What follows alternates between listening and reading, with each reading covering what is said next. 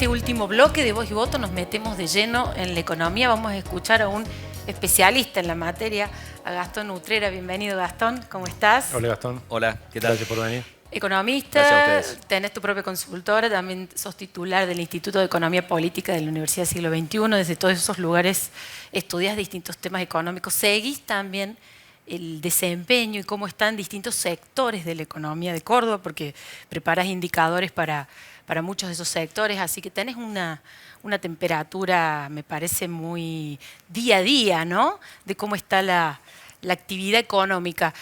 Más allá, ya te vamos a consultar sobre los costados económicos de las medidas, que son muchas las que está tomando el gobierno nacional, pero la situación económica detrás de eso, ¿no? A la que también el gobierno está tratando, encaró con una serie de medidas, aquellas 10 primeras medidas que anunció el ministro Caputo. Bueno, entre ellas hubo una decisión de una devaluación muy fuerte del peso, la inflación de un salto. ¿Crees que eso va a dar resultado?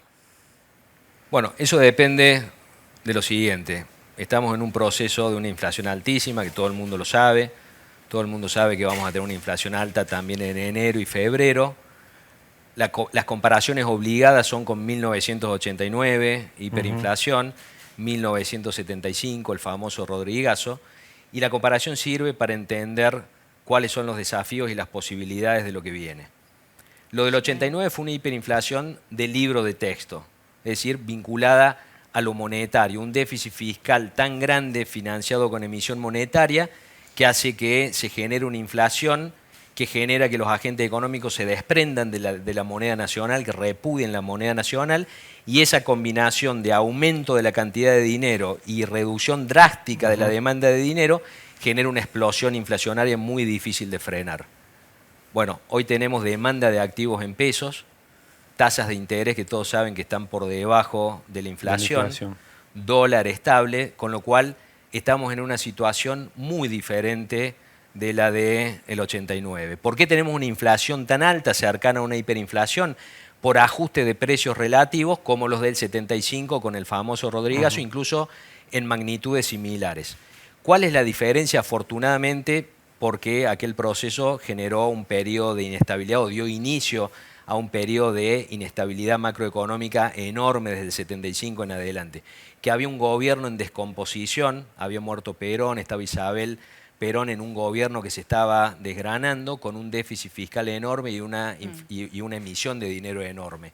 Acá tenemos un gobierno que está arrancando, que todavía siente que tiene apoyo popular, sabe que no por mucho tiempo, pero está jugando contra el tiempo en ese sentido. Y su primera medida a las 48 horas de asumir fue un ajuste fiscal enorme que apunta a eliminar el déficit fiscal y la necesidad de emisión de dinero para financiar déficit fiscal, que tendería a desaparecer, sabiendo todos nosotros además que el presidente de la Nación está absolutamente convencido de que eso lo tiene que hacer. Es decir, sabemos que efectivamente cree que el principal pilar de su política económica tiene que ser la eliminación del déficit fiscal. De tal manera que podemos mirar hacia adelante y aún esperando una inflación muy alta durante diciembre, enero y febrero, existen chances de que el proceso pueda ser controlado de ahí en adelante. Eso nos permite entender por qué la lógica del gobierno de que todos, absolutamente todos los ajustes de precios relativos ocurran ahora. Y la inflación, vos decís, va a ser alta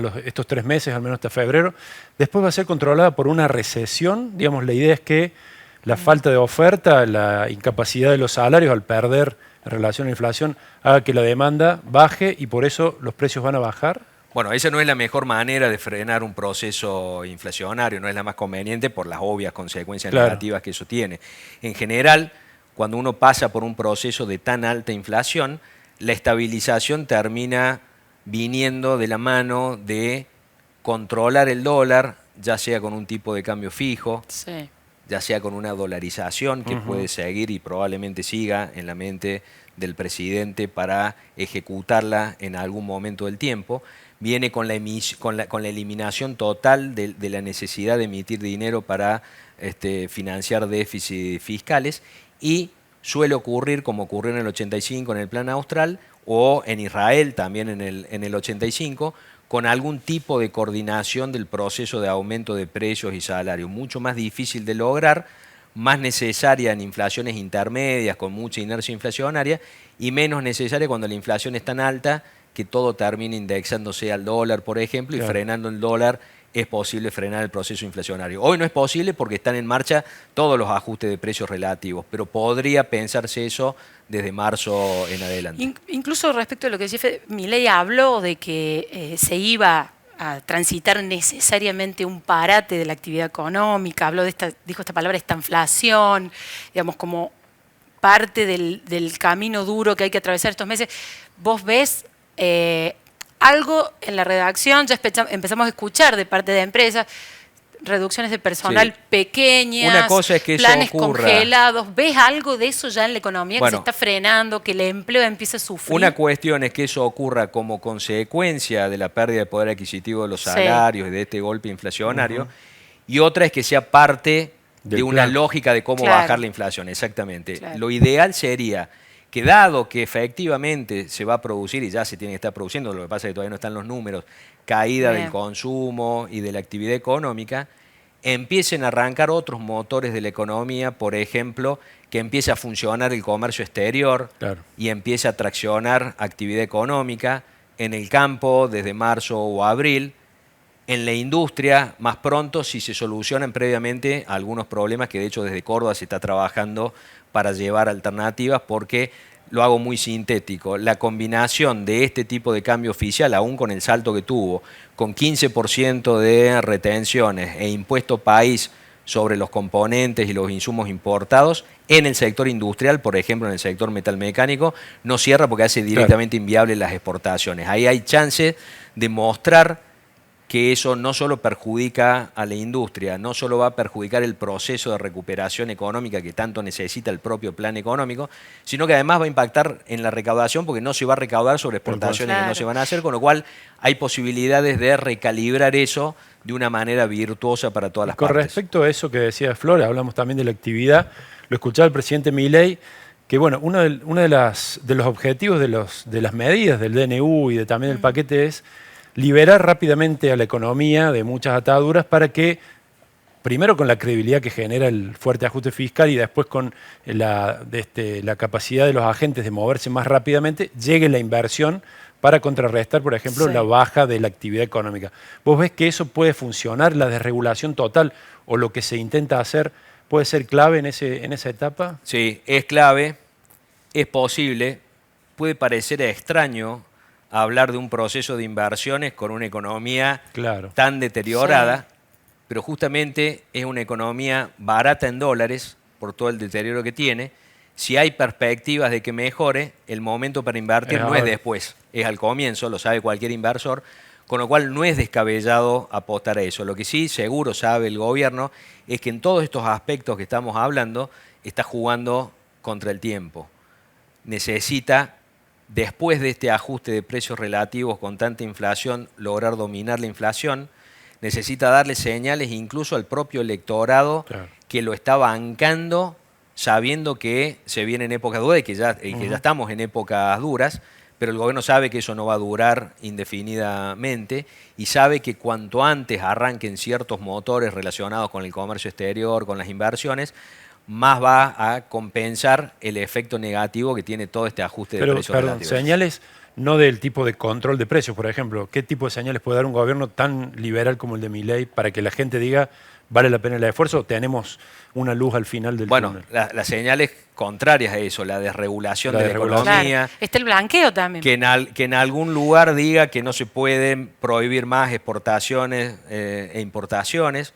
Por supuesto, acá entran cuestiones vinculadas con la sostenibilidad en el tiempo de las reformas y por eso, desde el punto de vista económico, hay cuestiones para plantear relacionadas con DNUs versus leyes en el Congreso. Eso yo quería consultarte, Gastón, porque muy asociado a las inversiones uno escucha y con mucha lógica desde hace años de parte del sector empresario el reclamo por la seguridad jurídica, sobre todo de las empresas más grandes, de las empresas del exterior.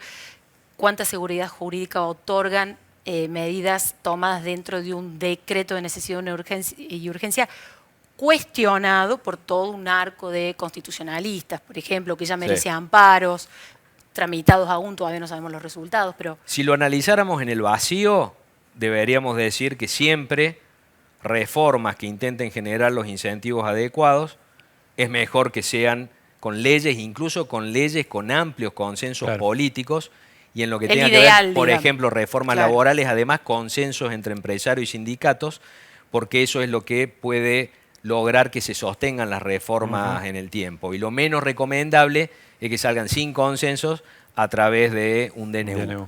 Poniéndolo en el contexto actual y de lo que estamos hablando, uno puede llegar a entender, aun cuando prefiera que las cosas salgan por leyes en lugar de decretos, cierta lógica de cómo jugar políticamente en este contexto y lograr que si se sostiene el DNU pasando por el Congreso con las normas que establecen cómo validar o no los decretos de necesidad de urgencia y pasan el filtro de la justicia, terminen siendo de alguna manera validados por los resultados y por el impacto que eso genere. Es una apuesta política fuerte, es claramente la apuesta que está haciendo el gobierno, y veremos en las próximas semanas cómo eso va evolucionando. Incluso hasta podría ocurrir que algunas partes del DNU terminen desprendiéndose, yendo como proyecto de ley, o que aparezcan proyectos de ley para validar o modificar lo que haya modificado. Creo que está mencionado en la ley Ómnibus. Sí, al final hay una cláusula que da validez al DNU por completo. Un segundo impulso al DNU. Pregunta corta. Con la inflación que prevemos, que decís que va a haber en los próximos meses, ¿cómo va a aguantar un dólar 800? Porque se va a devaluar 2% mensual, según dijo Caputo. ¿Vos crees que podría pasar que el gobierno tenga que volver a devaluar? ¿O eso ya está descartado porque el salto fue tan alto que tiene un colchón todavía el dólar para aguantar?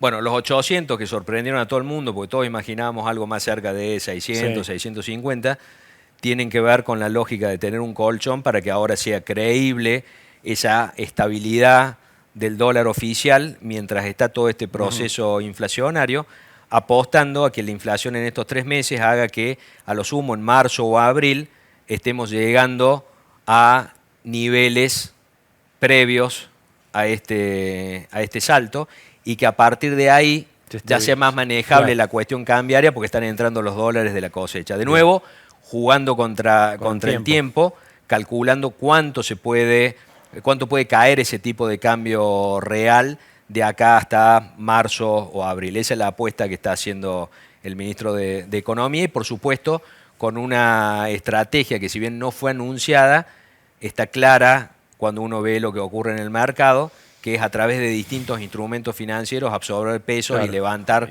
LELIQs y pases pasivos y limpiar, y en parte licuar y en parte levantar esa cantidad de excedente de pesos, que es lo que garantiza o es una condición necesaria para que después todo lo otro funcione. Muy interesante y muy claro siempre, Gastón. Muy claro. Así que muchísimas gracias, Gastón. Muchas gracias. Y aprovechamos junto con vos, despedimos el programa hasta la semana que viene. Y te deseamos que tengas un muy buen año nuevo. Igualmente. También a todos buen año ustedes, para vos, Gastón, y para todos los televidentes de Voz y Voto. Nos acompañaron este larguísimo año. ¿Qué decir? Que le deseamos lo mejor para lo que viene. Lo mejor, les agradecemos enormemente, como siempre decimos, ustedes completan, le dan sentido a todo esto que hacemos, y sí, que el año que viene, el 2024, nos traiga un poquitito mejor. Cosas buenas, alivio económico y cosas buenas para todos. Saludamos, y nosotros seguimos durante todo el año, el verano vamos a estar, así que el sábado que viene estamos. Pero el próximo programa ya es 2024. 2024. Chao. Chao.